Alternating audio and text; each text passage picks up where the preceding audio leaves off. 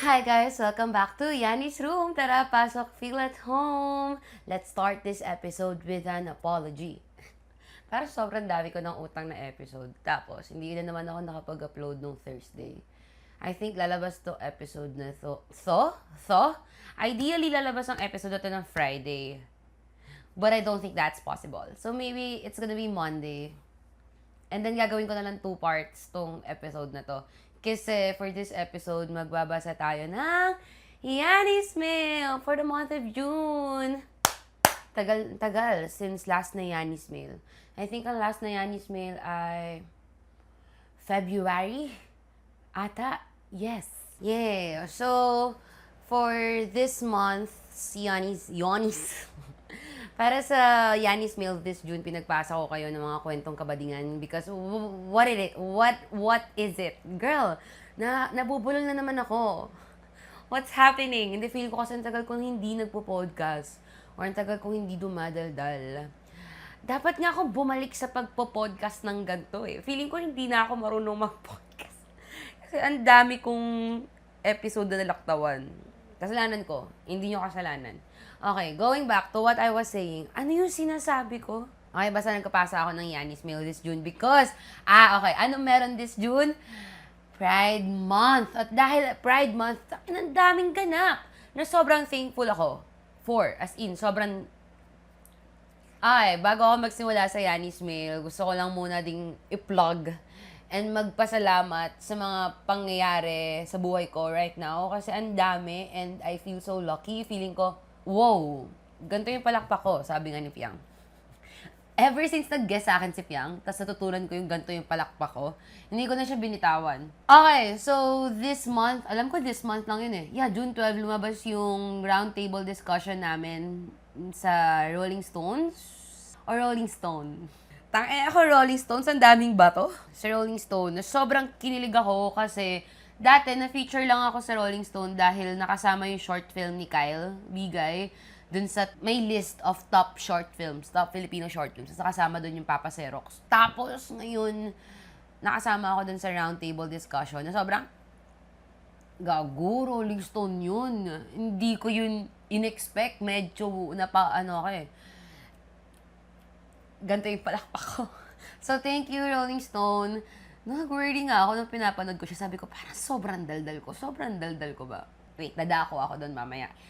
Anyway, thank you, Rolling Stone. Tapos, this month din, alam ko this month din lumabas yung feature sa Pulp Magazine na if hindi kayo nanonood ng Sunday Reset, kasi nag-debrief na ako sa Sunday Reset about it. Sobrang happy ko dun sa article na yon. Hindi nga ako nag-shut up about it. Bakit until this episode sinasabi ko siya, di ba? Kasi super kinilig ako doon.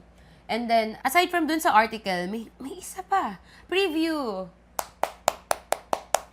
Ganda rin yung palakpak ko. Yes! Ito na yung third work ko with preview. Kasi, first ako na-feature ng preview for Pride then, 2 years or 3 years ago. Tapos, nakasama ako sa Preview Creatives 25. Preview Creative 25. Pasensya na kung bigla ko nalalagyan ng S or hindi ko talaga alam if may S or wala. Preview Creative 25 nung 2025. And then ngayon, itong Pride Month cover. Super thank you. Deserve ko ba? Hindi ako magkakaroon ng crisis dito Tapos aside from Preview Creative 25, ang dami pang ganap. Nag-shoot din ako this month or like since last month for a film. Hindi ko alam if pwede ko na siyang pag-usapan, pero pinopost naman ni Tita Ruby Ruiz, tsaka kasama ko din si Miss Alexandra De Rossi. Fuck! Ang dami nangyayari na super thank you. Super thankful ako. So, ayun, yung mga pinaggagawa ko. Kaya medyo yung asan ako. Pero hindi niyo talaga kasalanan. Kasalanan ko talaga na hindi ako nag-shoot in advance. Tapos meron pa pala, this Pride March, June 27, mag-host ako. Alam ko sa Oble stage ako, so yun. Kasi ang daming stage ng Pride Month this year. Pride March this year, Love Laban. So, hindi ko alam. Sana hindi ulanin do. Kasi ang last na memory ko sa Pride March ay nung 2 years ago, na sobrang lakas ng bagyo, tapos binabagyo ako sa stage. Ang daldal ko. Ang dami ko sinabi. Yun lang naman. Gusto ko lang magpasalamat sa lahat at sa universe kasi feeling ko hindi na naman ako nakapag-sit down with it. Na, okay, ang daming good things na nangyayari ngayon. Let it sink in.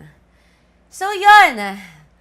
Yun, okay. Dadako na ako ito sa episode kasi ang tagal na nga since nung last na Yanni's mail. Tapos ang dami din talaga nangungulit for this. No, okay lang naman. Ibig sabihin na gustuhan niya yung Yanni's mail. Na thank you. Alam ko na gustuhan niya yung Yanni's mail. May nagsabi lang kasi na sana daw every week meron. Hindi naman yun yung Yanni's room. So, pinagalitan pa. Pasensya na. Sama na ugali, diba? Okay. Ito na talaga. For Pride Month, halo-halo to. Kwentong kabadingan, kwentong kilig, kwentong airbog, lahat na. Let's see kung sino ang aking mga napili. Start tayo sa... Saan tayo mag-i-start? I think start tayo sa kilig. Yes? Pero bakit isa lang yun na isulat ko ditong kilig? Isang kwento lang ata yung kilig, tapos the rest, problema na. Okay. Whatever. Ang dami nyo kasing problema sa buhay, kayo mga bakla kayo. At alam nyo pare-pareha sa mga problema nyo sa buhay. Ang daldal ko, no, iniisip nyo, kaya ba siya pupunta sa story? Hindi, kasi ang dami sa inyong nag-send ng letter na, Yani, nagaganto kami na friend ko, ganto kami mag-act, tawagan namin baby, nafo-fall na ako sa kanya. What if straight siya? Like, as in, ang dami. Ang dami. Kung iniisip nyo unique yung story nyo, apparently hindi. Kasi ang dami nyo talaga. Pare-parehas. Okay, start tayo sa Kilig the Story. So, galing to kay Yern Constantino, 24 years old. I, F24, had a boyfriend then when I met si girlfriend, female, 23 ngayon. Okay, 24 siya, and then na-meet niya yung girlfriend niya, 23 years old, nung may boyfriend siya. Gets natin yun? We were on the rocks na even before my girlfriend and I became close. Sure ka, baka may cheating. Hindi. Daming issue na paulit-ulit pinag-uusapan pero hindi nare-resolve and he sees a future with me raw pero ako lang yung nag-work for that future. Lol. Eventually, naging nakakapagod and I felt like even before we broke up, emotionally, I was out of the relationship na. Okay. Gets ko yon. Ang dami kong kilala. Hindi naman madami. Pero may mga kakilala kong nasa straight relationship before. And then, yung lalaki ay very much lacking sa initiatives, sa actions, sa emotions department. And so, hindi na rin naman talaga okay yung relationship. Wala lang, naalala ko lang. May mga ganun akong kakilala kasi parang ang common niya sa mga lalaki. Sa mga straight relationships. Judgmental na akong judgmental, pero ang common talaga na ganun yung problema nung guy. Anyway, si girlfriend was a volleyball player for a collegiate team. Pagandang mask na matangkad, may tats, mukhang nonchalant. AKA, lakas ng dating te. Pero when I first saw her, hindi ko pa nagigets yung pagkakakrush sa kanya ng mga kakilala ko. Kasing tangang-tanga pa ako kay ex-boyfriend nun. When I encountered her again for the second time, a few months after the first time I saw her, shocks, #gets na gets. Nasa bleachers kami ng mga kasama ko habang nanonood ng game nila. And Diyos ko Lord, okay, crush ko na nga siya. Hanggang sa matapos yung game nila, and at that time, kami ng mga kasama ko kasi nag-a-assist sa players before and after the game. Pinapasok din kami sa dugout nung team nila at pinaupo rin habang nag-huddle sila. Habang nakikinig kami sa coaches na magsalita, parang may nakatingin. Ganda mo naman. Tangina. Alam mo yung nararamdaman mo kapag may tumitingin sa'yo? Yes, gets ko. Ganun na ganun. Tapos pag tingala ko, parang nakatitig siya! Medyo kinikilig ako kasi, wait, i-picture out natin to. Pagandang mask, volleyball player na matangkad. Oh! Yun dun sa episode ko na #gets. Sinabi ko dun na sa mga women, I like it kapag yung like broad and muscular yung shoulders nila. And usually, nakikita ko siya sa mga volleyball players. So, is she like that? Or maybe no. But okay, still. Volleyball player, paganda na mask na matangkad. And then, may tattoo! May tats. Okay. 23 siya. Okay, 23. Para natitig siya, kaso ayoko naman mag-assume that time kasi baka naman nakatulala lang o napatingin lang din. Bilang hindi ako nagpapatalo at curious din ako, tinitigan ko siya. Malandi ka rin eh. Ang lakas na loob mo eh. Tinitigan ko rin siya, haha. Tapos nakikita ko yung mata niya na nag-i-scan sa paligid ko. Pero biglang nagsa-side eye ng tingin na lang pag sa akin na, ha ha ha, huli ka bakla. Pero wala naman ako masyadong inisip about it at that time. Kilig-kilig lang. Fast forward, the team launch on that same day na invited din kami mga nag-a-assist. Una kaming dumating sa venue. After a while na nandun kami, biglang may update na malilate daw nang dating yung players dahil sa traffic. Medyo nasad ako kasi hindi ko pala siya makikita ulit. And matagal pa bagong bumalik yung games nila. Pero nung time na yon, naiinis na rin pala si girlfriend kasi nga, malilate sila at baka hindi rin daw niya ako maabutan. Oh my God. Okay, edi kayo na ang mutual. Ang ganda. Nakalis na kami ng mga kasama ko nung dumating sila sa venue. Kwento lang niya na habang kumakain sila, may mga teammates siyang tinanong for my name, pero sakto rin na nag-follow ako sa IG niya that time. Kaya nalaman niya sino ako. Hindi pa kami agad nag-usap, pero sobrang nilook forward ko palagi yung days na kailangan namin bumalik sa games nila. And kahit walang assist nun, minsan nanonood pa rin ako just to support the team. Meet cute ang atake. Ang dami pang nangyari na nakakakilig and medyo nakaka-stress nun. Pero ngayon, going on 6 months officially na kami and it's been a year since I met her. Clap! Ganito ang palakpak ko para sa sister ko. Okay. I love her so much. She makes me a better person and sobrang grateful ako na I get to share this lifetime with her.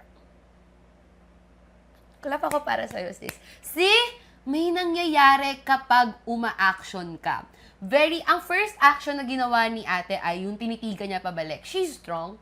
Hindi siya natakot. Feeling ko that was an act of parang claiming na, magiging akin to. Parang ganun. Ang cute naman ito. It's giving Rookie. Pero kasi diba sa Rookie, wala naman nag-a-assist. May naalala ko movie dito. Alam niyo yung Imagine Me and You? Tama ako. Imagine Me and You yun eh. Sapphic film siya. Tapos, medyo may cheating na aspect doon. Kasi ikakasal na yung girl. Tapos, wedding organizer yung isang girl. Okay? Wedding organizer niya. Tapos, nagkaroon sila ng thing. And then, hiniwalayan nung girl yung guy. Am I saying na okay lang ang cheating? No! No! Pero dun kasi sa film na yun, it's giving kapag na-meet mo talaga yung soulmate mo. Sorry, mukha ako nagko-condone ng cheating. Bading kasi yung film eh. Ang cute din kasi ng film. Kapag na-meet mo yung soulmate mo na parang hindi mabubuhay yung kaluluwa mo nang wala yung person na yun. Para siyang don't let your husband stop you from finding your wife. Parang ganun yung feeling. Anyway, hindi naman siya nag-cheat. Hindi naman cheating yung story na to. Sinabi naman niya na nag-meet sila. May boyfriend pa siya that time na nag-clock out na siya out of the relationship. So, okay naman. Hindi naman to cheating. Nakakakilig naman siya. And I'm happy for you. Thank you, Yern Constantino, sa pag-submit ng question. Nung sinabi mo na, I love her so much, she makes me a better person, sobrang, wow. Hindi ko alam kung anong meron ngayon, retrograde lang ba? Saan ko to isisisi? Pero naalala ko yung feeling ng sobrang in love ka sa girlfriend mo. Ang specific, no? As a bisexual woman, ito chika lang to. Di ba nakwento ko naman sa podcast namin ni Sasa na recently, I've been exploring with multiple genders, testing the limits of my bisexuality. So may mga nakakausap na rin naman akong guys, ganyan. Pero, honestly, hindi ko pa matansya if kaya ko bang ma-fall for a man the way na I fell hard for my ex-girlfriends before. Meron akong ganung naiisip lang. Feeling ko kaya naman. Kasi syempre kapag gusto or like mahal mo naman talaga yung person, ma-fall ka naman either way. Pero natatandaan ko talaga yung specific feeling ng sobrang in love ako sa girlfriend ko noon. Hindi ko na babanggitin kung sino sa mga yun. Pero I'm not sure if I was just young or iba talaga yung pag may sabihin ako dapat pero makikilala nyo kapag sinabi ko. Pero iba talaga yung feeling kasi para kayong you and her against the world. Like yun yung time na syempre hindi pa tanggap ng parents ko. Sobrang heightened ng everything, ng emotions ko. Ang bata ko, in love ako. Ba't ko ito binabanggit? Ewan ko. Naisip ko lang talaga siya nung isang araw. Sabi ko, fuck, bakit parang ganun lang ang last na relationship ko? 2 to 3 years ago. Pero feeling ko ang tagal na since I last felt that way. Tama ba yung grammar? Okay, wala lang. Sorry, binanggit ko lang. Naalala ko lang sa story mo. I'm happy na in love ka and congrats sa'yo, Yern Constantino. Okay, next tayo na story. Galing to kay Rafael, 19. Magandang morning, afternoon, or evening sa inyong lahat, Miss Yani. As a hopeless romantic na bading, MLM, bading siya as in a gay man. Lagi ako nagtitake ng risk when it comes to crushes, and good for you. I support that. I support this movement. Nitong freshman, may lagi ako nakikitang tipo ko around the campus. Nakasalamin, chinito, may mustache, ngiti na kay tamis. As in, halos araw-araw kami nagkakasalubong. Bilang pinalaki ng Star Cinema movies, syempre kukunin ko yun as a sign na baka kami talaga. Okay, gets ko. Feeling ko if ako rin yun, tapos dahil again, pinalaki ng Star Cinema movies, lagi kitang nakikita.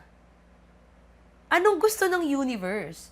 Alam niyo yung sinasabi nila na yung universe, basta ipapadala niya talaga yung mga tao sa'yo sa time na dapat mo silang ma-meet.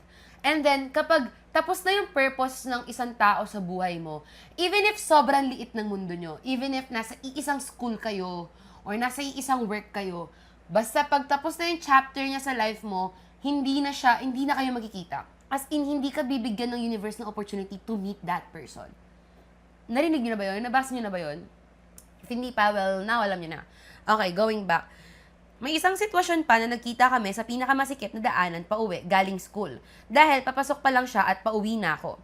Si bakla, kinilig. Lalo na't saktong pinakikinggan ko no ng first love ng Bini.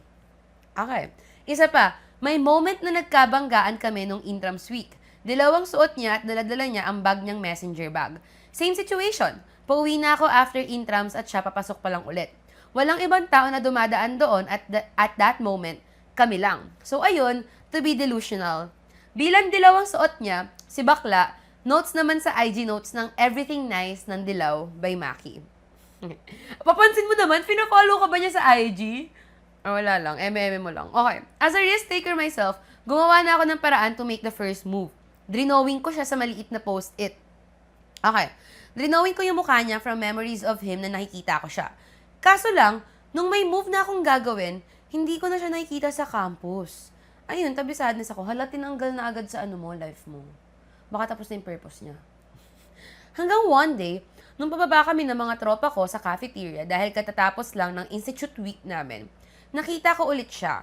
Chinito, nakasalamin, mustache, ngiti niyang kay tamis.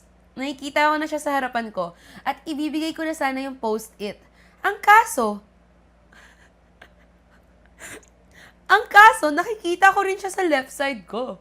Nakikita mo siya sa harapan mo, nakikita mo rin siya sa left side mo. Yes! Magkambal yung nakikita ko all this time. Ang unique ng kwento mo, te. Ikaw na nakaka-experience nito. Okay, kaya palagi ko siya nakikita kasi dalawa sila. So, it wasn't a sign from the universe na soulmates kayo. Sadyan, dalawa lang sila. Okay. Mula nun, tumakbo sa isipan ko na, sino gusto ko makilala sa kanila? Sino yung lagi ko nakikita? Ibibigay ko ba ito? Oh my God, sobrang confusing. Salamat, Miss Yani, for reading this and sa lahat na nakikinig. Lams kita, isa ako sa mga henerasyon ng bading na pinalaki ng GNB. PS, I know na mukhang sketch pampresinto yung drawing, pero please, okay, drawing ang weakness ko. Okay, pinasa niya yung drawing dito. Ito yung drawing. Oo nga, mukha nga pampresinto. O okay yung drawing mo for someone na hindi ito yung strength. Pero oo nga, bakit naman pampresinto yung amats ng drawing mo? Okay, sasagutin ko ba to?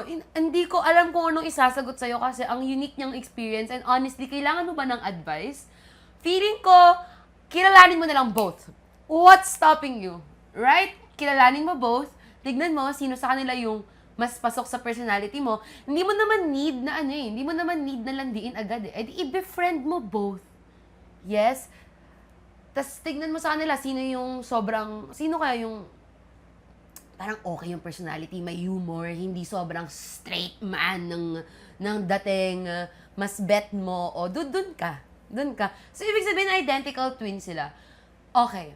Alam nyo, naiisip ko, paano kaya kinakaya nung yung mga merong partner na may kambal, na identical twins.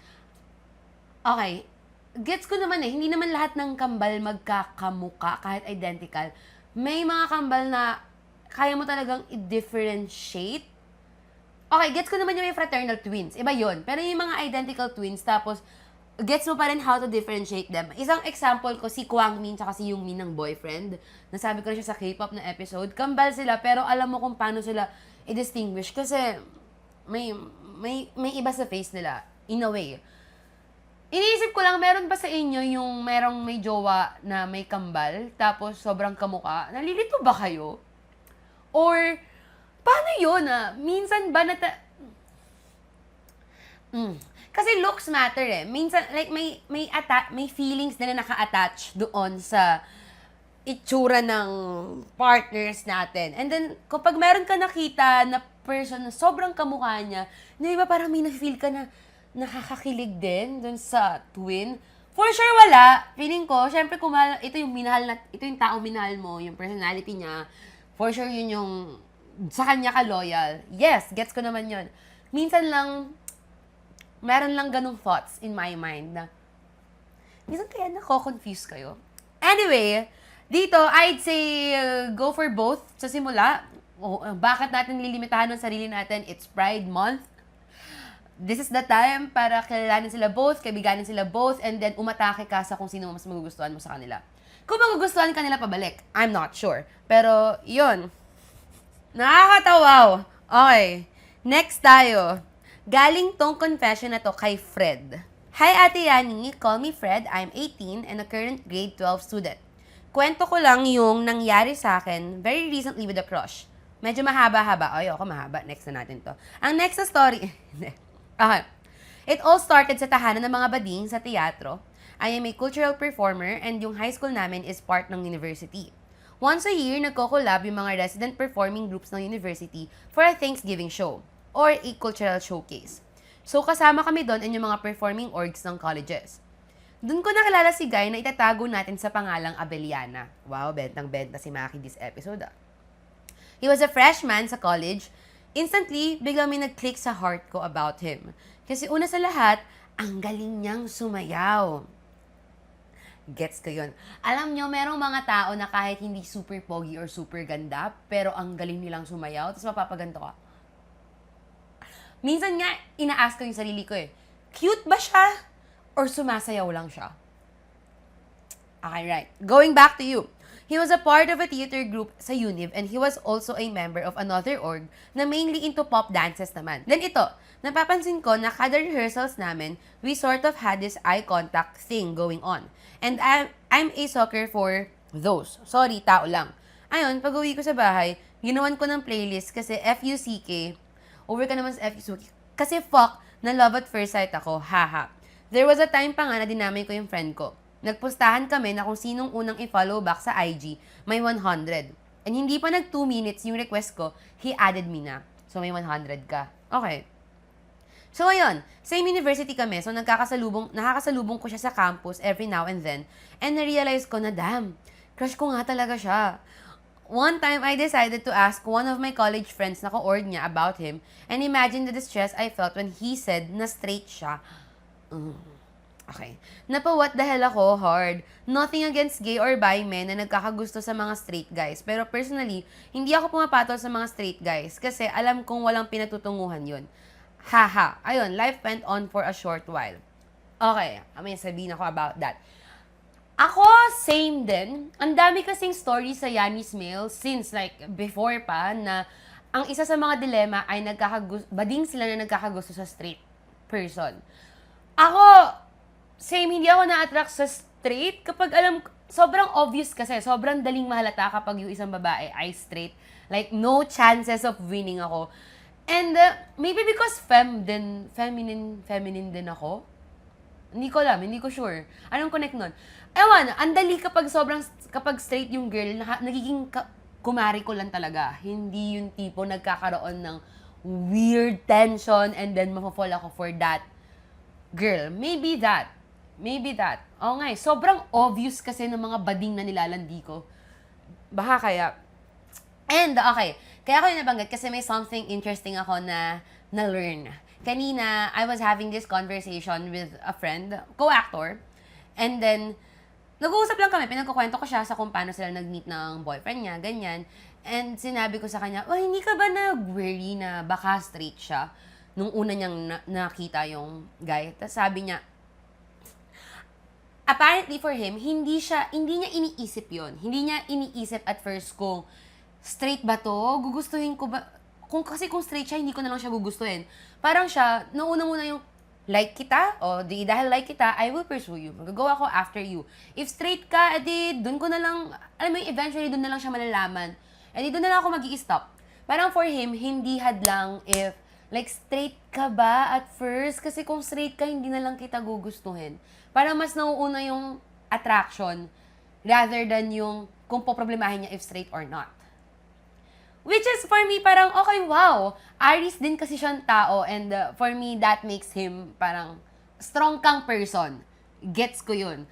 May something interesting dun sa thought na dahil gusto kita, wala akong pake kung anong soji mo, magagawa ko after you. Just tell me if hindi ka attracted and then dun ako mag-i-stop. Pero ipapakita ko muna sa'yo na, hey, I like you. And i-offer ko yung self ko na maybe baka interested ka rin sa akin. Diba, ang strong nun. Feeling ko ang plus points nun sa isang tao.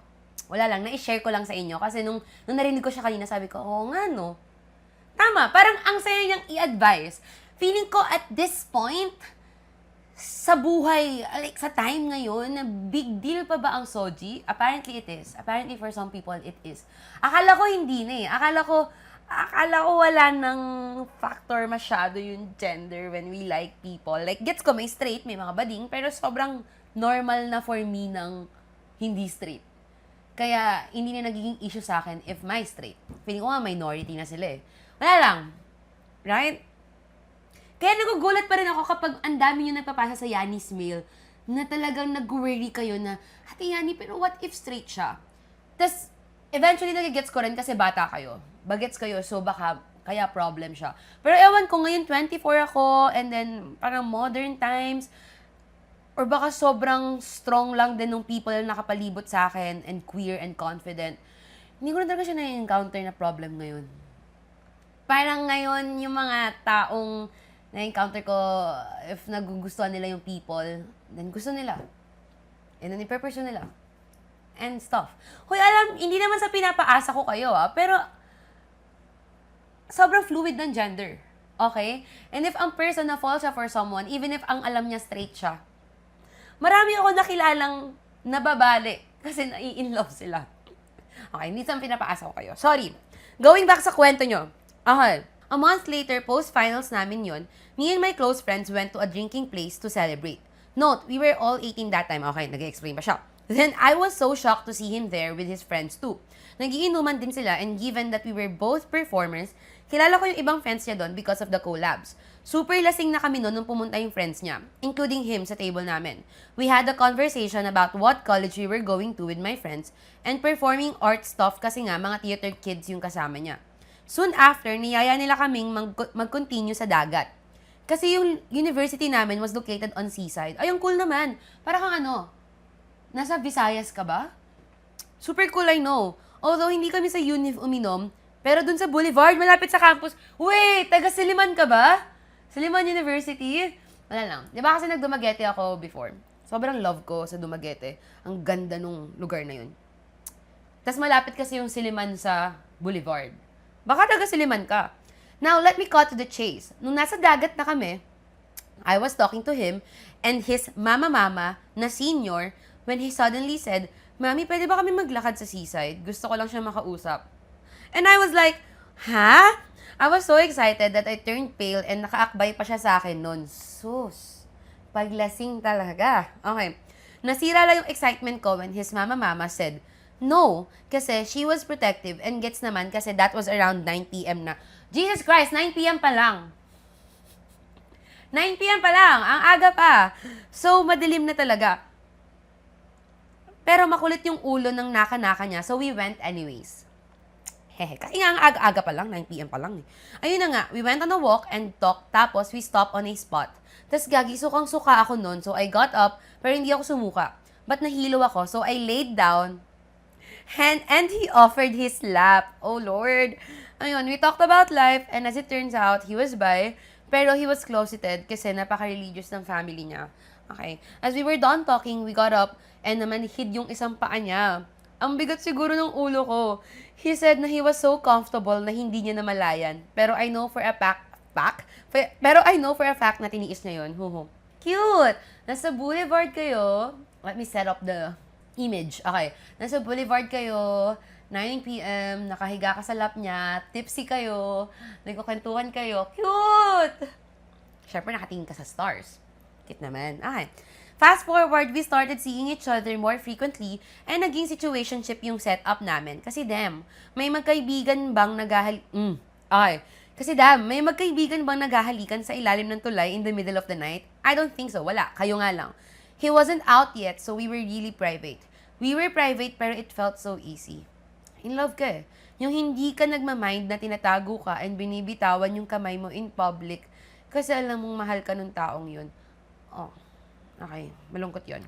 Still, I gave my all sa setup na yon na umabot sa point na inakyat ko ang puno ng mangga kasi nag-crave siya.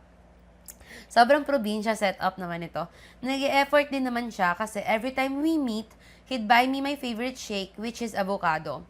And we would just talk and talk and talk and talk, and it was honestly the highlight of my teenage years. Ang ganda pala sa feeling na kausap mo yung mahal mo habang nakatitig kayo sa mga bituin. Highly recommend you guys. Ba't ako naluluha? Alam nyo, every time magsisend kayo ng letter na ramdam kong in love kayo and ramdam kong sobrang genuine nung, like, nag-uumapaw yung love that you have for the person, nakakaiyak siya, nakaka-touch. Kasi nakaka-miss Pinasa na naman sa sarili. Hindi ko alam kung nami-miss ko ma-in love. Lately, nagkakaroon ako ng ganong thoughts. Pero kasi hindi ko nami-miss maging in a relationship. I don't think I am ready for it. It's two separate things. Masarap magmahal. Yes, okay. I-open up ko lang to kasi napag-usapan. I had this conversation with a friend. Masarap magmahal, totoo. Pero kasi parang allowing yourself to love or to be in love is accepting yung risk na ma-hurt din. And okay lang naman yun. Kasi alam mo, kung iiwasan mo lang ang pain all your life, walang mangyayari sa buhay mo.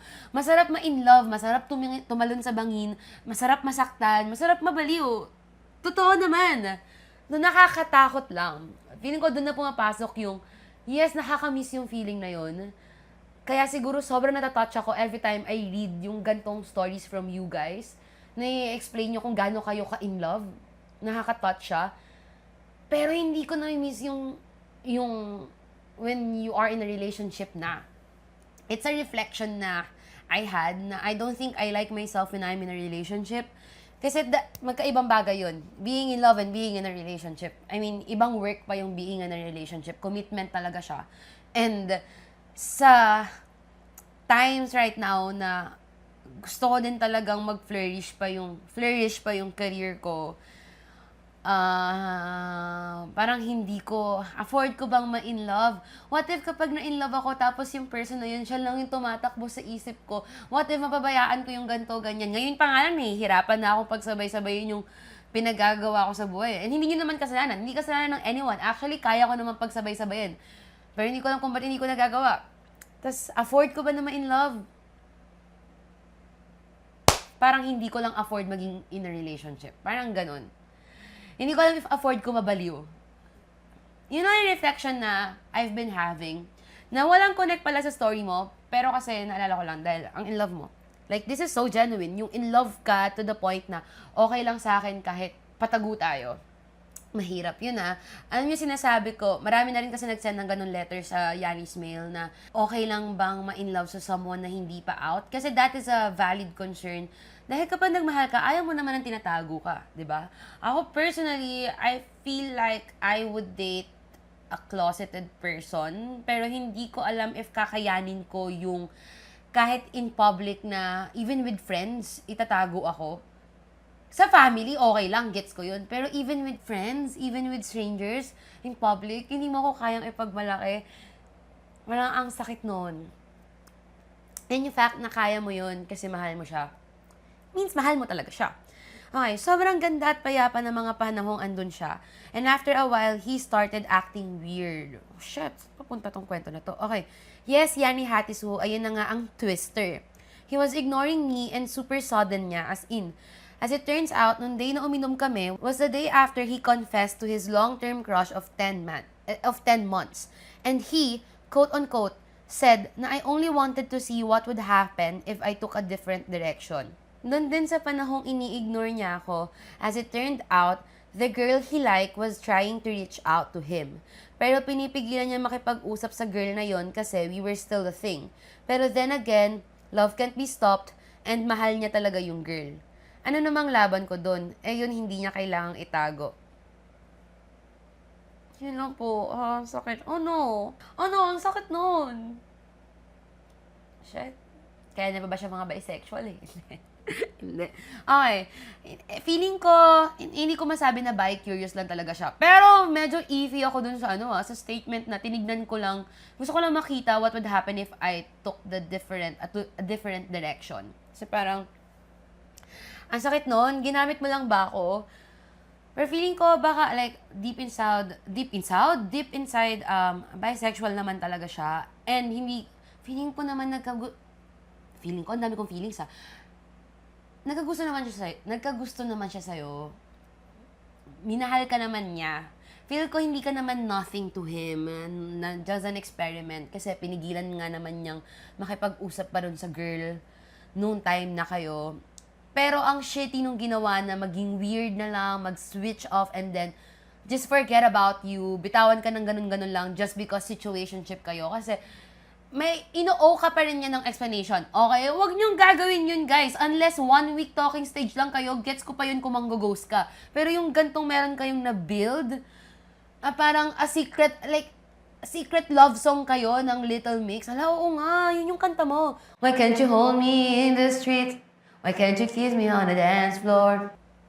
Pero ang shitty na nag-start siyang mag-act with you the day after he confessed to the girl. Hindi, actually, parang hindi naman yun shitty. Like, that happens. Kasi, possibly, ang nangyari is nag-confess siya dun sa long-term crush niya and then talaga nagle-let go na siya and then you came. And that is an opportunity for him to meet someone new and hinayaan niya lang yung sarili niya. See, so I don't think naman parang sobrang kupal nung ginawa niya na in-explore niya yung option na yun with you. Pero kupal siya dun sa binitawan ka lang niya bigla-bigla. At ang sakit nung anong laban mo dun sa girl, yun hindi kailangang itago. I hope sa mga next na, ilang taon ka na, Fred? Hindi mo sinabi kung ilang years na to eh. Oh no! Current lang to! Recently nga lang pala to. Ngayon lang pala to. Okay, you're young. Sana hindi siya maging hadlang sa magiging future connections mo. Yon. Gets ko naman yung fear and gets ko yung heartbreak. Pero kasi kapag ganito talaga kasakit, minsan na nangyayari, matatakot ka na mag-risk ulit in the future. Lalo na kapag marinig mo na bi or straight. Gets ko naman yung fear na yon. It happens to a lot of us. But I hope hindi ka mapigilan ng event na to na ma-in love ulit. So I feel like masarap ka magmahal. Kaya mong umakyat ng puno ng mangga para sa tao minamahal mo eh. So, ayun lang naman. Wala ka namang advice na hiningi from me. Yun lang yung wish ko for you. Na hopefully in the future, hindi ka matakot magmahal ulit. Okay. Next tayo.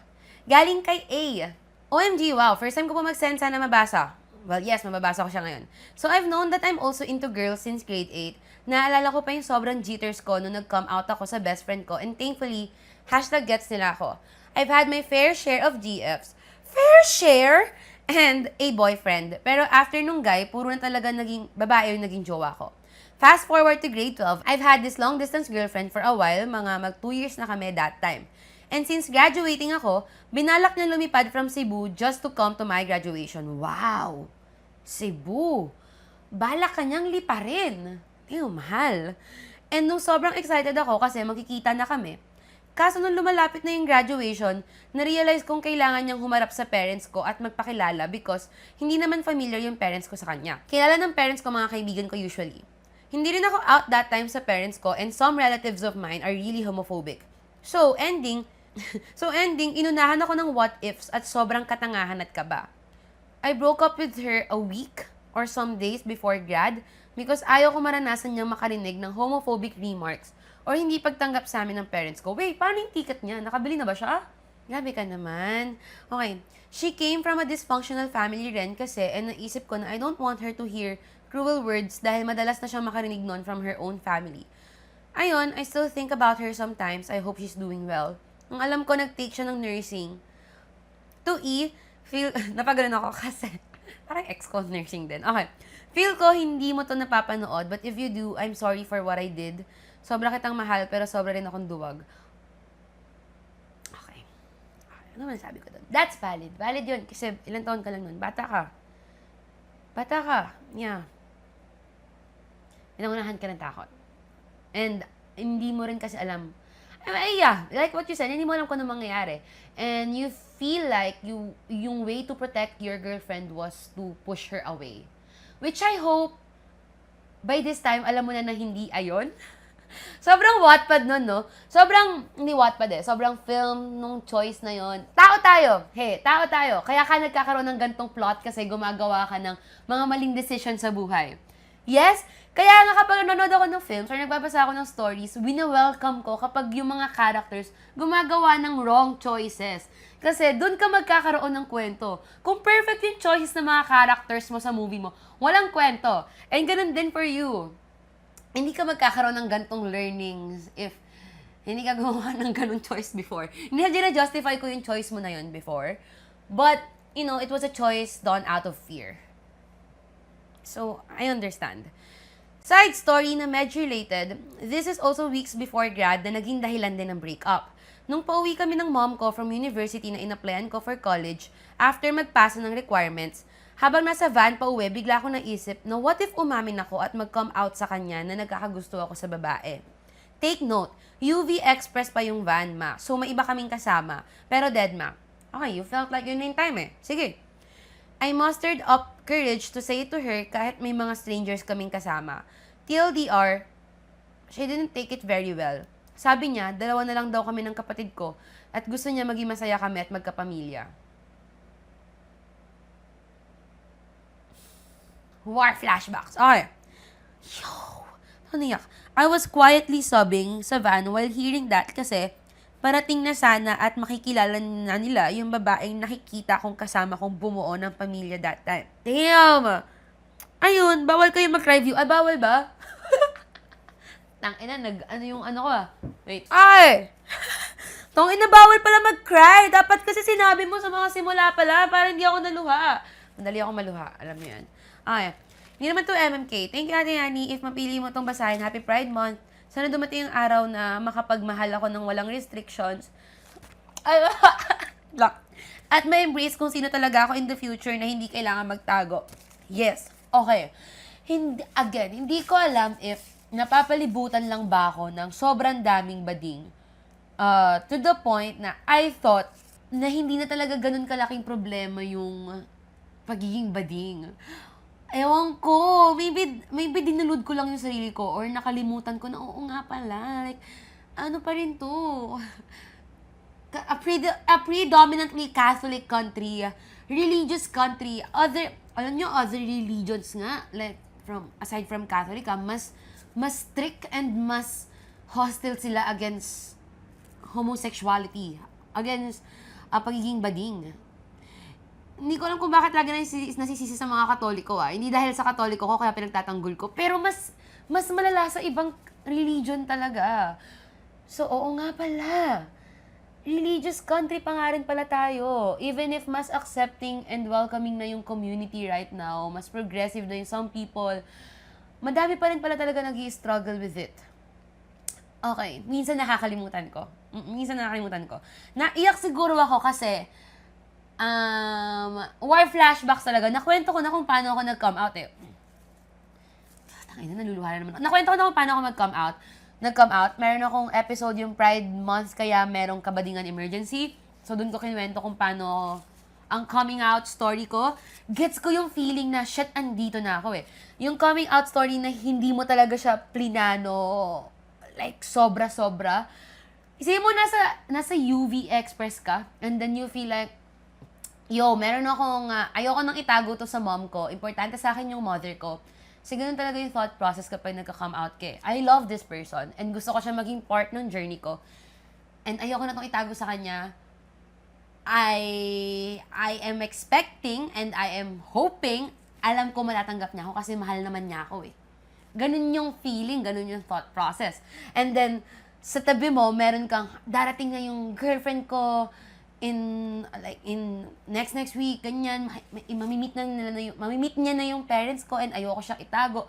Mahal na mahal ko yung person na yun, nakikita ako, nabubuo ako ng family with her. Yes! Yes! Gets! Ganun din yung feeling na yun nung I was 17 or 18. Tapos, tinanong ako ng mom ko na, hey, yan, pumunta sa bahay. First time yun namita, hindi kami naglalandian. Ang alam ko, hindi naman kami malandi, pero baka sobrang halata, baka sobrang naramdaman ng nanay ko. Ewan ko, wala akong stories of kabadingan before that instance na pumunta yung girlfriend ko by that time, dun sa bahay namin. Nag-visit siya, tapos ang pakilala ko sa kanya, friend ko. Tapos, wala talagang hints ang alam ko. Pero tinanong ako ng nanay ko noon na, may thing ba kayo? Tapos, feeling ko kung ano yung naging thought process mo na nandun ka sa UV Express, ganun din for me that time. Nag-run na talaga siya sa utak ko and baka even then matapang na talaga akong tao. Ata, sa malakas loob ko. Tapos hindi ko mag-gauge kung magiging okay ba sila with it. Kasi inaasar nila ako before na tomboy ako kasi kung paano ako kumilos, paano ako magdamit. Kasi nasabi ko straight ako, ganyan. Pero hindi ko alam, nasa isip ko nun, matanggap ba nila, anong feelings nila about sa bading? Meron naman ako mga pinsan na bading. Hindi naman to issue sa pamilya namin, di ba? And ito, ang pinaka-iniisip ko nun, ano pang point ng magsisinungaling ako sa mom ko that time? Eh, wala rin naman akong balak iwalayan yung girlfriend ko nun. Like, I love my girlfriend that much nung mga oras na yon na sa isip ko, okay, wala akong balak siyang itago and ito na yung step para mas maging wala akong plano. Nabitawan tong babaeng to. So, might as well just tell my mom the truth. Walang point if magsisinungaling ako right now, mahirapan lang ako in the long run. By the way, like, TLDR, nag-break kami, eventually. But that time, sobrang in love ko talaga. Tapos, wala. Hindi rin siya tinake well ng mom ko. So, baka kaya, nung kinukwento mo to, like, naramdaman ko yung lump in my throat. Kasi, vividly natatandaan ko yung feeling of being rejected. By a person na in-expect mo talagang mahal ka enough to accept you fully. Gets ko yun eh. I stand with you. I understand. Oh, damn. Ang lungkot. Recent lang ba ito nangyari sa'yo? I hope maka-recover ka ng mas maayos. Hindi ko na i-advise sa'yo na sabihin mo pa kay E yung truth behind the breakup. Kasi feeling ko at this point, wala nang point. Wala nang point. Maybe your last act of love is to let her go and let her live with what she knows na hindi mo na siya guguluhin, ganun. Masama bang advice yun? I'm not sure. And for you naman, gets ko yung fear talaga, yung takot. Masakit yun, masabihan nung gusto ko kasi kayo magkapamilya in the future. So, pigilan kita maging bading. Ewan ko, may ganun thinking ang parents. Narinig ko rin siya from my parents na in the future, paano yan? Pag tumanda ka, sino mag-aalaga sa'yo? Hindi yung partner ko na bading, di ba? Or iniisip ko kasi syempre, iniisip ng mga matatanda, kapag bading ka, hindi kayo magkakaroon ng pamilya, hindi ka magkakaanak, hindi siya sino mag-aalaga sa'yo? Okay, pwede mong i-answer doon. Hindi naman ako mag-aanak para may responsibility, para may person na mag-aalaga sa akin in the future. Hindi naman yun yung responsibility ng anak ko. Pero, in a way kasi gets ko pa rin yung importance ng family eh. Oo, hindi ka magpapaalaga sa anak mo, pero iba yung someone's there for you. But then again, hindi mo lang naman yun sa straight people or sa straight relationship ma-experience. Pwede ka mag-adopt. Ang daming ways to have a child if family talaga yung want mo. Hindi na naman siya limited to that. So, siguro, as someone who was in the same situation as you before, ang masasabi ko lang ay, hindi mo naman na talaga mababago yung pagkatao mo eh. And, nasabi ko na to doon sa previous episode before, need mo lang din talagang tapangan. Masakit na hindi makuha yung full acceptance from your family agad-agad. But eventually kasi, if talagang sobrang mahal ka nila, and alam mo, may realize nila na, shit, wala naman nga siyang ginagawang masama. Eventually, magka-come around sila doon. Na, oh fuck, hindi ko talaga siya mababago eh. Wala na sila magagawa about it. Alam mo, ito yung reasons ito isa sa reasons to kung bakit may mga tao na hindi sila nag-out sa family nila unless meron na silang stable job or meron na silang napatunayan. Kasi feeling nila kapag nagbibigay na sila doon sa household ng pera, tumutulong na sila, nagsusupport na sila financially, buo na sila eh. Wala na masasabi sa kanila yung family pabalik. May truth naman doon. May truth doon. Pero kasi I wish hindi mo ma-feel na kailangan meron ka munang mapatunayan para matanggap ka nila. Minsan talagang, ang kakailanganin mo sa ganitong situation ay lakas ng loob at tapang. Sinig mo ipakita sa kanila na kahit anong gawin ko, hindi na ako magbabago. At wala na kayong magagawa doon. It's either tanggapin nyo kasi mahal nyo ko or wala. Ito na talaga yun eh. Yun lang. Ang wish ko for you ay may realize ng parents or ng family mo na mas matimbang yung pagmamahal nila sa'yo kaysa dun sa prejudice nila. And the right way to love you is to accept you fully. Hindi yung tinotolerate ka lang. I'll give the advice na give it time. Give them time also to adjust. And sa'yo, need mo ng matinding support system and need mo ng tiwala sa sarili mo na, okay, wala kang ginagawang masama. Someday, makakapagmahal ka ng person na totoong mahal mo talaga and without limitations. Darating yung time na yun. Okay? Happy graduation. Wait, recent lang ba to? Hindi pala. Matagal ka na palang graduate. Well, I hope mas nasa happy na state ka right now. And sana kapag nasa labas ka, wala kang kinoconceal. I hope makahanap ka ng, ang dami kong hope. Birthday mo ba? Makahanap ka ng space na you feel welcomed and you feel safe to be you. Yun lang naman. Matatanggap ka din ni tita.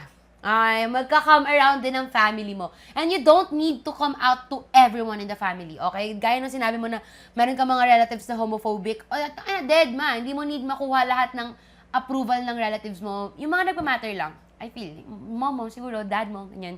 Kasi, nakwento ko na to, dun sa coming out story ko, ang dami ring sinabi sa akin ng other relatives ko, na parang, masakit. Kasi importante sila sa akin eh. But at the end of the day, pakik ko sa inyo. Ay, next tayo. Next tayo na kwentong airbook siya man. Pangmalaw. Okay. Ang story na to ay galing kay Lolita. What a name. Lolita, I want to preface this by saying na galing ako sa long-term wala-wala relationship. Yes, babae! Kadalasan ng mga kwentong libog na nakukuha ko ay bading. Hindi naman yung discriminate. Mas malibog kasi yung mga bading kaysa sa mga tomboy eh. Feeling ko. Pero malilibog din ang mga tomboy. I'm just gonna say that. Okay. Came from a long-term wala-wala relationship that ended badly. Although we both firmly believe na walang lalaki sa amin, they still acted na para bang ako ang provider at housewife lang siya. Ano yung ik ko yan? Thank God wala ako naging girlfriend na ganun. Pero ayoko mag-girlfriend ng someone na sasabihin sa akin, sino yung lalaki sa ating dalawa? Like, fuck, kung naghanap ka ng lalaki, maghanap ka ng lalaki. Ba't sa akin mo yung nahanap? Sorry. Nasabi ko lang. Bawat date at labas namin, ako ang naglalabas ng pera kahit na pareho kaming employed. At ba't mo rin naman hinayaan na ganun? Okay. Madali sanang tiisin kung nakakaalwa ako sa buhay. At kung may pakonsuelo man lang sana na abot langit na karat. Ang kaso, inexperience ang excuse. So, walang lalaki sa amin, pero ako ang tumatop. I mean, okay. Pero pag turn ko na, nangangalay na daw siya sa tagal ko. Ano ba yan? Ano ba yun? Te, babae ako, malamang matagal. Hindi man lang samahan ba ng dirty talk, eh di umusad sana ako papuntang finish line, di ba? Ewan, tinatamad ata siya. Okay. So simula nun, hindi na ako nagpapahawak dahil alam ko madidisappoint lang naman ako. Sa kanya, or even sa other people, hindi ko na rin nagpapahawak. Kasi if even sa other people, ang sad naman nun. Okay. A few months before ng tragic ending namin, minumukbang ko pa rin naman as a responsible top. Kaso, may time na L siya, pero kakatapos lang ng period niya nun. like the following day lang after. So as a woman, alam kong may hint of chemi pa yun doon na lalabas pag nasundot. Weh? Okay. Hanap ng excuse si bakla. Mabuti na lang hindi siya naglilinis ng bahay niya, kaya kapag nandun ako, palagi akong sinisipon. Nung nag-ask siya, sabi ko na lang, may sipon ako, alam mo namang sensitive ang mga cooch, baka ma-infect kita or something, kahit hindi ko naman talaga alam yun. As a gullible person, naniwala naman siya, lol. And that was the last time na hindi ko na siya inano until we broke up last year. Hindi lahat ng prutas dapat kinakain. Pinapahinog muna yung iba naman. Kiwi. Hate mo siya, no? Binash mo siya eh. Okay. Okay. Hindi na ako magko-comment dun sa ikaw yung sumasagot. Hindi na ako magko-comment dun sa hindi siya naglilinis ng bahay. Doon sa part na kakatapos na ng period, yeah, period sex. Anong opinion nyo about period sex? Wow. Simula na nag-guest dito si Sasa, na-open na talaga, na-open ang gates of hell. Parang feeling ko kahit anong topic, pwede ko nang pag-usapan. Side kwento lang to. Yung nanay ko kasi, nakalimutan ko nakikinig ng podcast yung nanay ko. So, nung isang araw, sabi niya sa akin, grabe yung episode yun ni Sasa, no? In a way na hindi, hindi naman incriminating. Pero sabi ko, fuck! Nakikinig nga pala yung nanay ko ng podcast! Ang dami ko na-smoke dun sa episode dami ni Sasa. Oh, but anyway, I'm sure nandito ulit nanay ko. Hi, Ma! Okay. Period sex. Anong opinion natin about period sex? Okay lang. I wouldn't do it. Feeling ko baka ginamit mo lang na excuse yun, pero alam mo namang sensitive ang mga coach. Pero that's true. Madali siyang ma-infect. So, I think, may mga nakilala na akong people na nag-engage with period sex. I feel like sobrang messy kasi ng period sex. And iniisip ko, hindi ba mas extra sensitive yung coach at that time? Kasi, ewan. Yes, I've had my fair share of... Wait, parang pangit pakinggan. I've had my fair share of infections. Hindi. I mean, experience ko na rin siya before. Kasi nga, pag super sensitive, and then dun ko natutunan na sabi ko, okay, need pala na malinis and safe yung environment before kayo mag-engage with anything. And mas extra sensitive pala kapag period. Take that information as you will. So, yeah. And natutunan ko yon from that experience. And, yep. Kung gusto nyo gawin ng period sex, hindi ko naman kayo pinipigilan. Pero, I think, mas extra sensitive talaga ang cooch when nasa ganun. Okay, maraming salamat sa imong kwentong Airbog. Meron pa akong isa. Ang dami pa. Okay. Hi, Miss Yani. First time ko mag-send ng Yanni's mail. I'm Tim at 19, MNL48, MLM. Hailing from the city of the stars, Quezon City. Feel ko mapapanood ng friends ko or whatever, but I don't give... Okay. Noong February 26, I was first introduced to the world of Chatcool by a friend of mine during vacant ko at tumatambay kami. For those who don't know, okay, hindi ko alam kung ano yun. CK is like a website similar to OmeChat. Pero you can choose to say what univ ka from and chat with people from college. Okay. Naikipag-chat yung friend ko sa mga kapwa niyang MLM. He's gay din pala, by the way. Tapos tinutulungan ko siyang sumagot sa mga ka-chat niya. Si bakla na intriga so much and inopen ko rin yung CK sa cellphone ko. That's where all hell broke loose. Okay? It all started with simple chats lang, finding IG moods, finding new friends, interacting with people, and even situationships. Eventually, it escalated into mga ma-airbog siya stuff. It started with rating dicks, exchanging nudes, mga video calls, and then napunta na ako sa hookups. As a virgin and NBSB, meron akong belief system na dapat yung first sex ko is with my partner. Na talaga. Pero hindi ma-airbog. So ayun, okay, choice mo yan. And now, ikukwento ko yung dalawang pinaka-memorable hookup. Dalawa, pero pipili lang ako ng isa. Okay? Isa lang. Let's call this guy Labubu. Okay. He was my first hookup experience and sa kanya ko na-lose yung V-card ko. Okay, ang first mo ay hookup. Si Labubu, he's a 100% top. But he wanted someone to bottom him. So, dito na ako papasok. No pun intended. Ikaw yung top. Okay. The sex with Labubu was alright. He was big, macho, hairy. Fetish ko to, mama. Okay. Cute, mabango, tapos whimperer pa. Which is kink ko. Kink? Is kink the right term? Baka prefer mo lang yung mga nagwi-whimper. Or baka kink nga. Whimperer? Ang whimper ay... Ano ang whimper? Hindi siya moan. Oh! Oh, wait! Pagka-search ko ng whimper, parang mga ASMR, male ASMR only intense. Oh, parang bastos. Oh! Kinig tayo ng isa? Okay.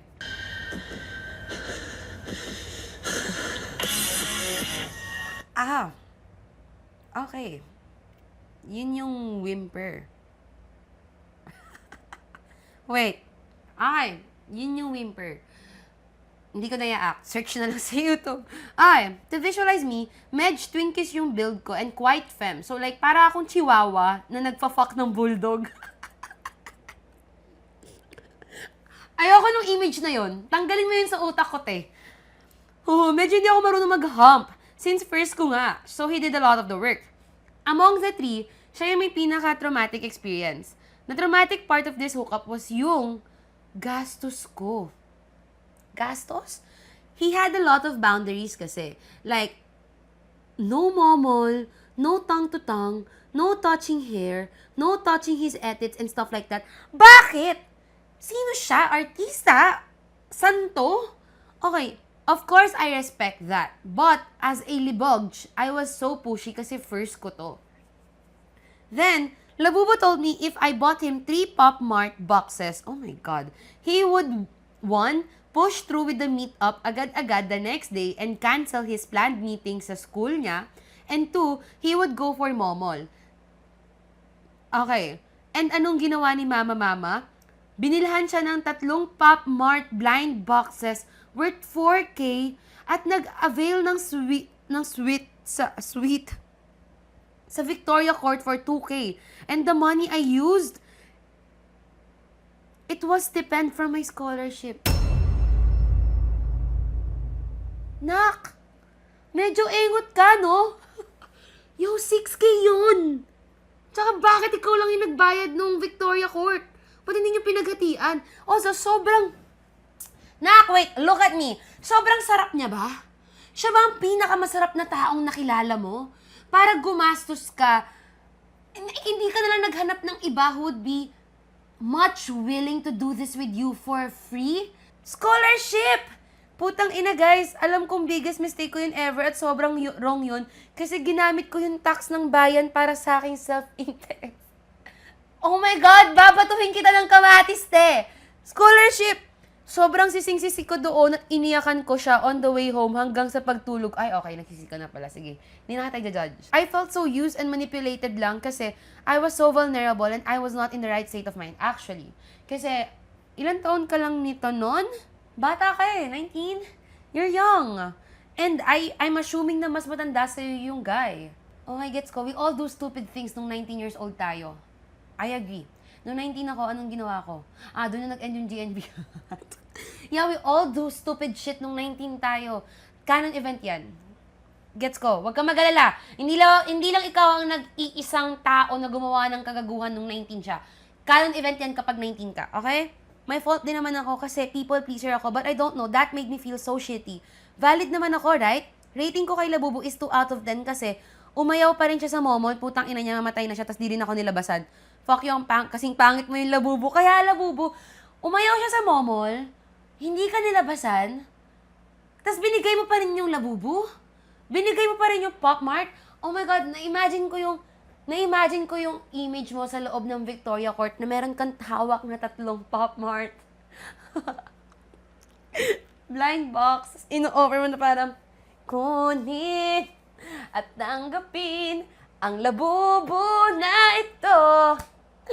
Para lang makamomol sa'yo. Damn. Okay. I'm sorry you had that experience. And sana hindi na maulit yon. Sana maging masarap na lahat ng next na hookup mo. Actually, mukhang masaya naman yung next na hookup mo eh. Kinuwento mo dito. Pero, one story is enough. I know enough about you, Tim. Okay. Next na tayo. Maybe ito na yung last ko. Bakit ito na yung last? Ipa-part 2 ko na lang kasi nga wala akong na-late tong episode na to. Babawi ako, di ba? Okay. Galing to kay Carson. Di ba? Nickname pa lang. Alam niyo na yung mga pinakisend yung letter? Okay. Hi, Ate Yani. Diretso na to, Buelo. I am a 20-year-old female na my best friend since grade 8. Female din.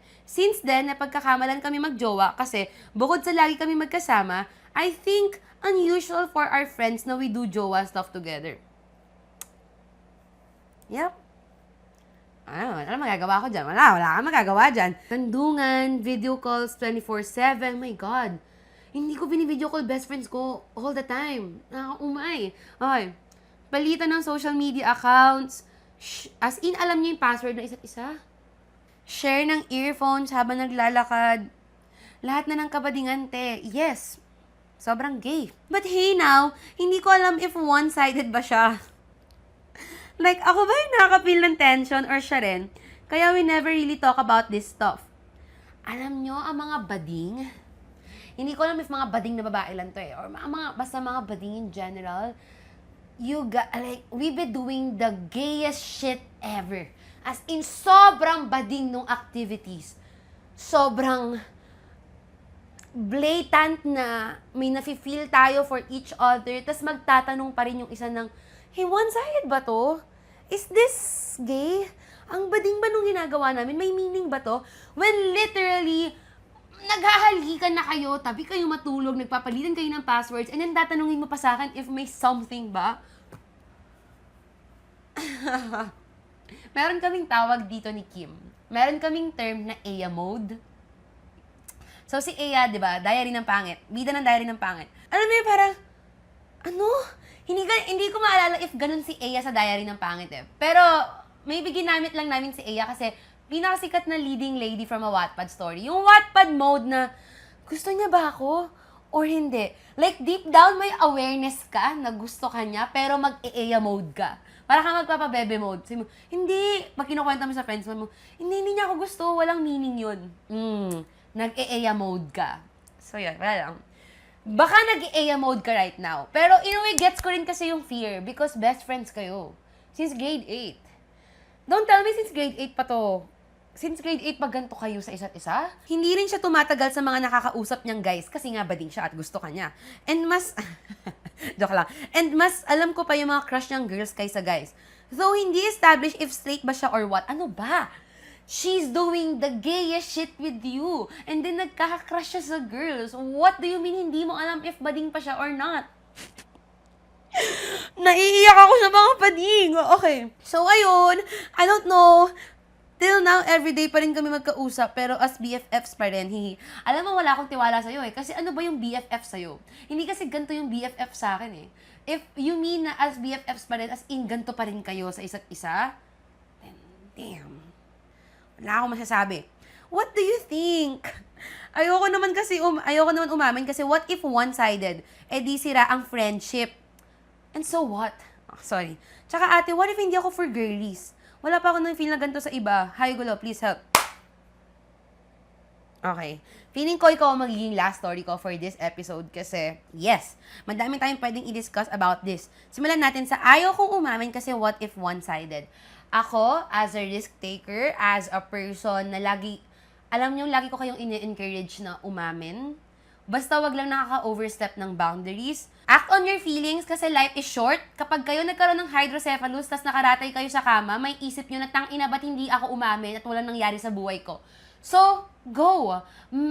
For me, nakakapanghinayang na reason yung hindi ka aamin sa isang person kasi what if one-sided? Lagi naman may possibility na one-sided eh. And so what? Ikaw ba, aamin ka lang, like you let a person know na you like them kapag may chance lang?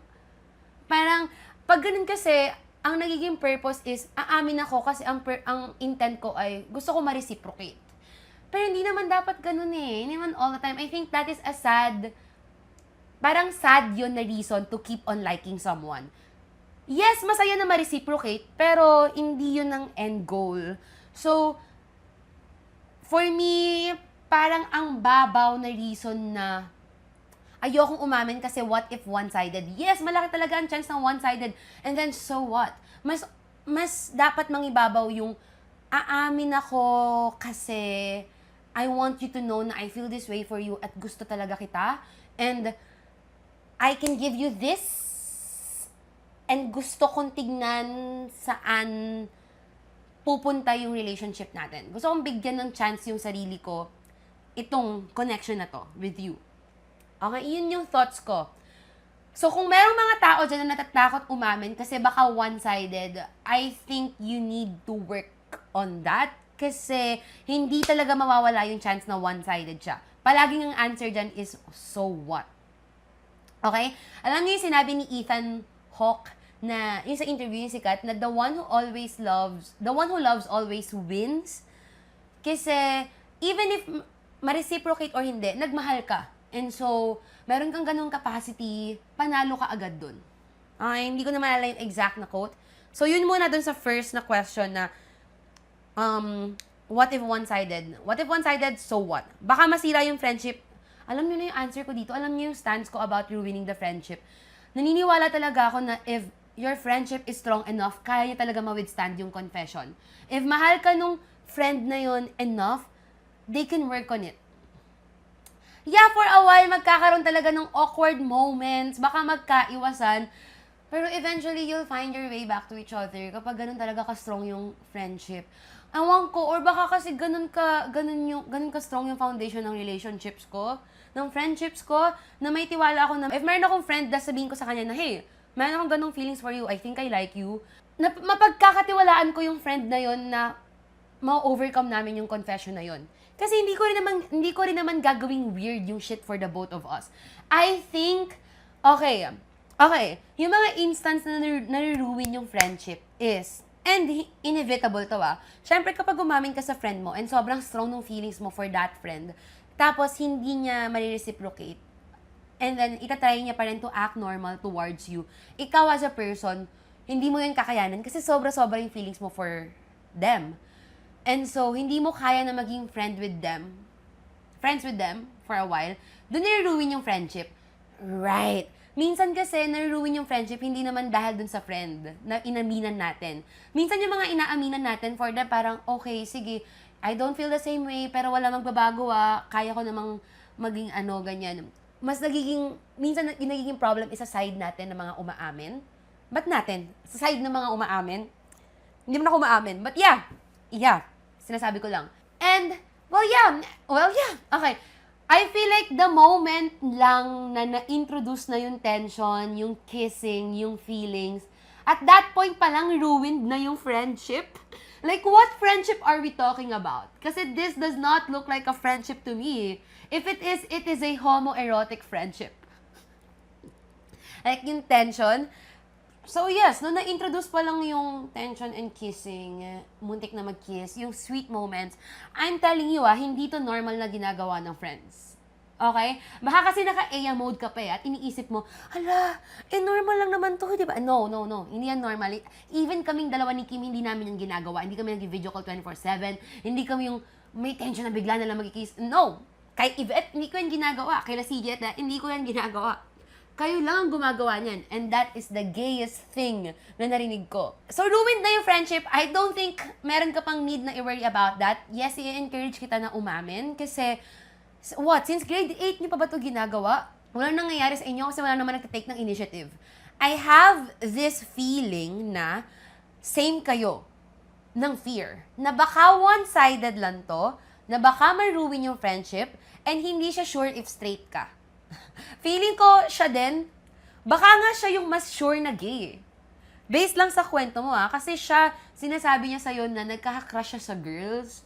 Baka siya yung mas sure na queer than you.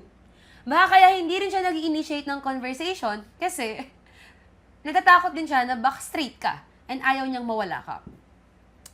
Hindi ko alam if tama ako, but I'm getting this feeling na parehas kayo ng fear. Alright. Doon naman sa question na, what if hindi ka for the girls kasi wala ka pa na feel na ganito sa iba? Marami akong na-encounter na ganito. Na may people na hindi sila sure if gay ba sila or like if hindi ba sila straight kasi sa isang tao lang naman nila nafe-feel. Siguro for this dilemma, baka mas okay na ihiwalay natin yung usapin ng gender. Gets ba? Wag nating gawing gendered yung dilemma. Rather than asking na, shit, bading ba ako kasi sa kanya ko lang to nafe-feel? Baka mas okay i-ask sa sarili mo na, gusto ko ba siya? Baka mas okay na yun na lang muna. Mag-focus ka na lang dun muna sa feelings mo for this person. Tsaka mo na problemahin kung bading ka or hindi. Kasi kailangan mo ba munang ma-confirm sa sarili mo na bading ka before you allow yourself to fall in love with this person? Kasi honestly, I think in love ka na.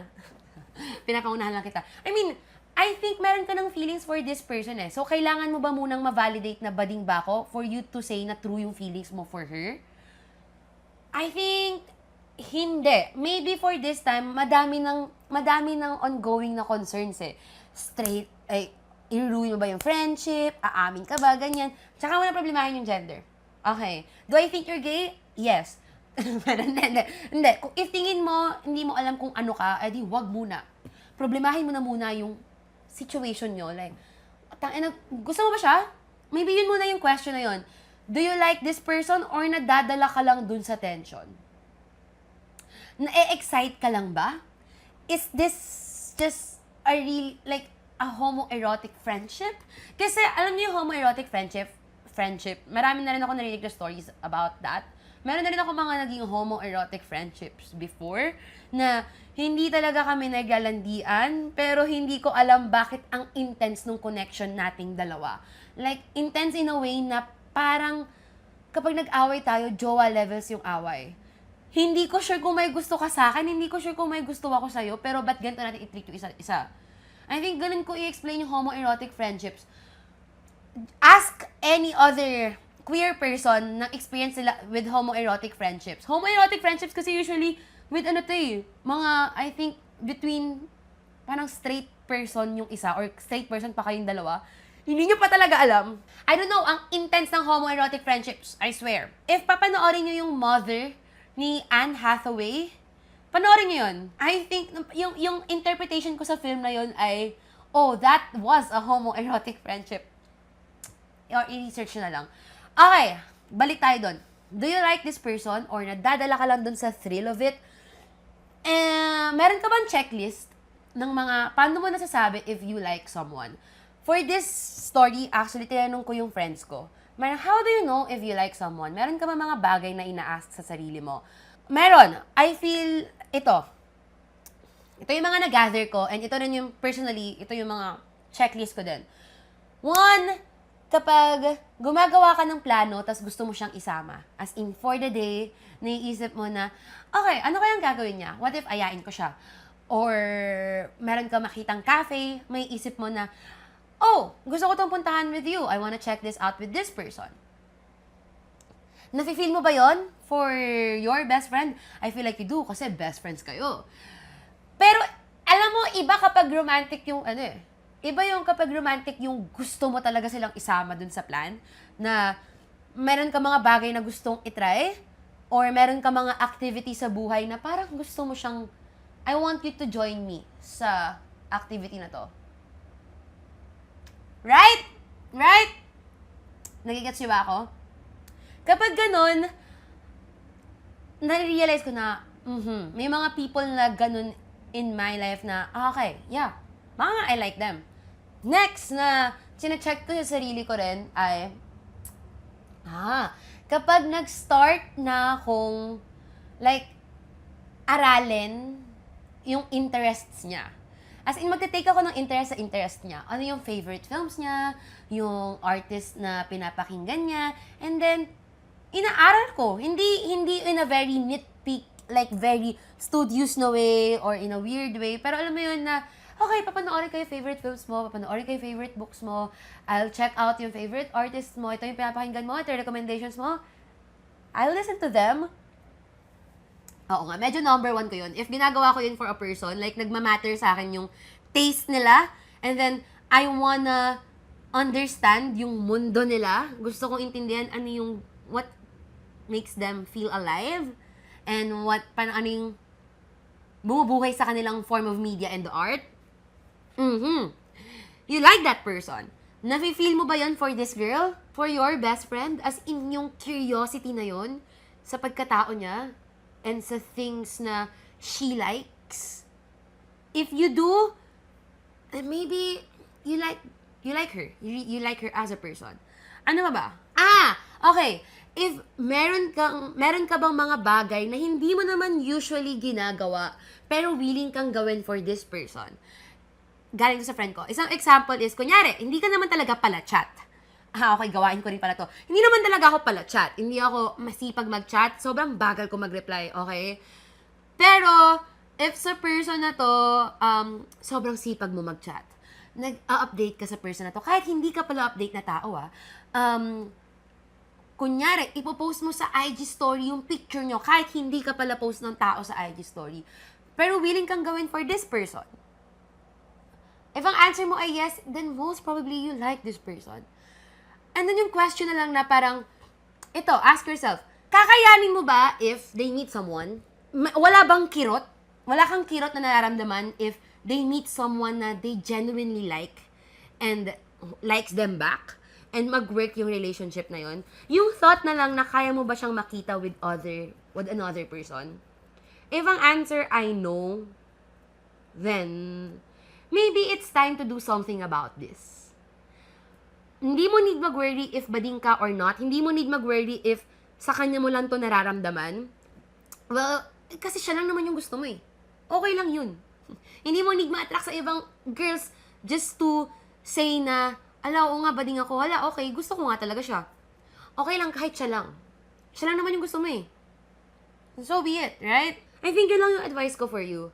I hope na makatulong siya sa'yo. Sana kahit paano may ma-sort out sa utak mo kasi sa'yo mo naguguluhan ka. Maybe, i-answer mo na muna yung question na, do you like this person? Rather than, am I gay to even like this person? Ganun ko siya nakikita. Would you ruin the friendship? Ang answer ko is yes. Always yes. Well, yun lang. Thank you so much sa pagsasubmit ng stories nyo. Nakailang stories ako today? 1, 2, 3, 4, 5, 6. Okay, the rest sa part 2. Promise, nagka-part 2 na ako. Ang dami ko mga part 2 na hindi ko nabigyan ng part 2, kagaya ng rom-coms. Sorry. Anyway, thank you so much for listening to this episode. Pasensya na if hindi ako nakapag-upload nung Thursday. Promise, i-upload ko to agad-agad and masusundan to agad-agad. Thank you sa pag-share ng stories nyo. Sana may napulot kayo sa episode na to. And Happy Pride Month, guys. Sana masaya ang buhay, kabadingan nyo. I hope hindi kayo ma-plague ng fears sa buhay. I hope you feel free and safe to love the people that you wanna love. Yun lang naman. Maraming salamat sa pakikinig sa episode na to. I-follow nyo kami sa aming socials at Kwarto ni Yani on TikTok and IG. I-follow nyo na rin ako at Yani Hatisu sa lahat ng social media platforms. Nakalimutan ko.